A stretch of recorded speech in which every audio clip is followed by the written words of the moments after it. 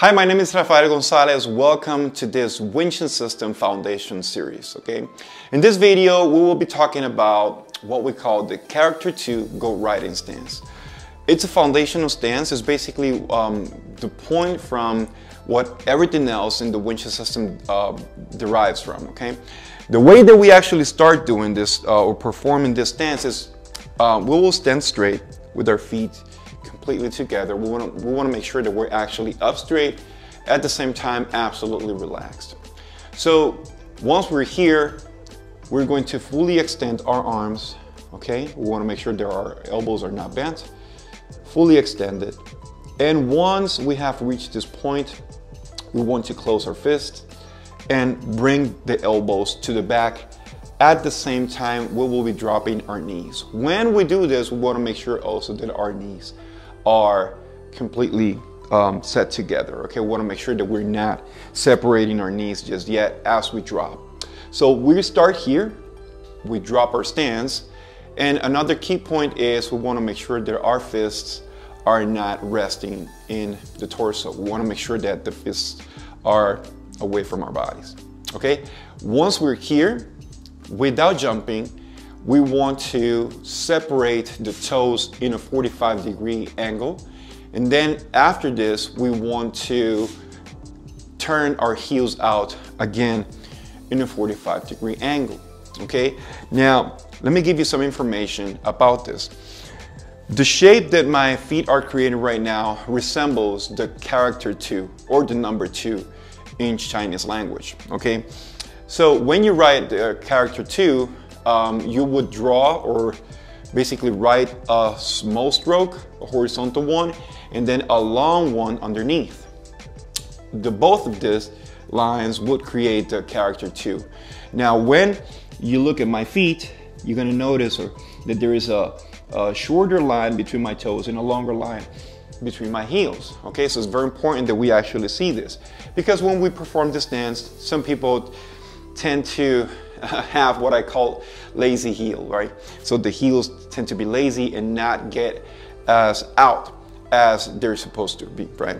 So once again, we stretch out, elbows to the back as we drop, keeping our knees together, then without jumping, toes out, heels out. Now, when we do this, another factor that's pretty common, it happens very often in class, is that if I turn myself sideways, you're gonna notice that probably you will feel that you're leaning forward, okay? And of course, if your instructor tries to correct this from you, you would think that the solution would be to basically draw or pull your head to the back. Now, you're gonna notice pretty quickly that this is a very uncomfortable position because, of course, our backs, it has a curvature, right? So trying to force this back is going to put even more strain in our upper back. And because we have a lower curvature in a lumbar area, this will not get this problem resolved. So what we want to do right here is try to alleviate this tension by simply rotating our pelvis forward, okay? This way our tailbone, okay, will be hitting underneath us, right? And this actually going to get aligned with our necks, okay? This is actually what we want to do. So instead of just doing this, leaving our hips backwards, we want to rotate the pelvis forward. And then from this point forward, you should be able to have an absolutely straight line.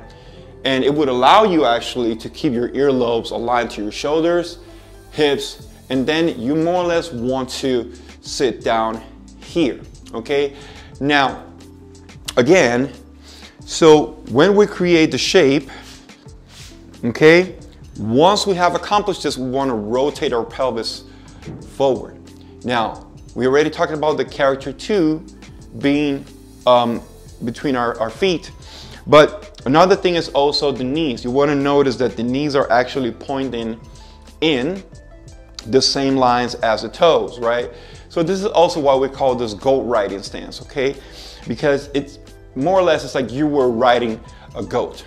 And the concept of riding It's very important also because you want to make sure that when you have accomplished the stance, you want to sit on it. Okay, you want to make sure that you are doing the proper work there. Your scapulas, your upper torso is actually working, your legs are working, and pretty soon you're going to notice that it's going to be hard to stay in this position.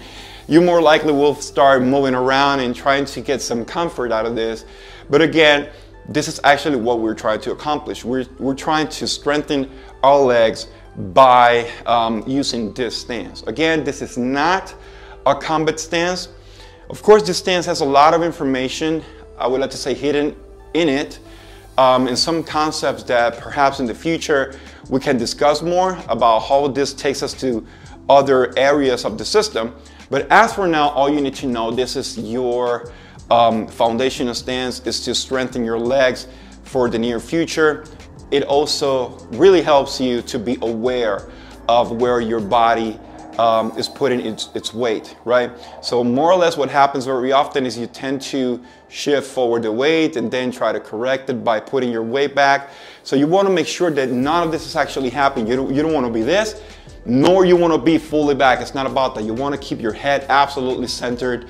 And with training, you will start learning how to be more in or on, I said, that stance, instead of actually fighting so much for balance, moving back and forth. Okay, so you want to make sure that you do this. Okay, make sure that you're relaxed, that you're holding that, your feet are not touching the body, your elbow is as back as possible without actually overdoing it, and you don't want to have a tense body.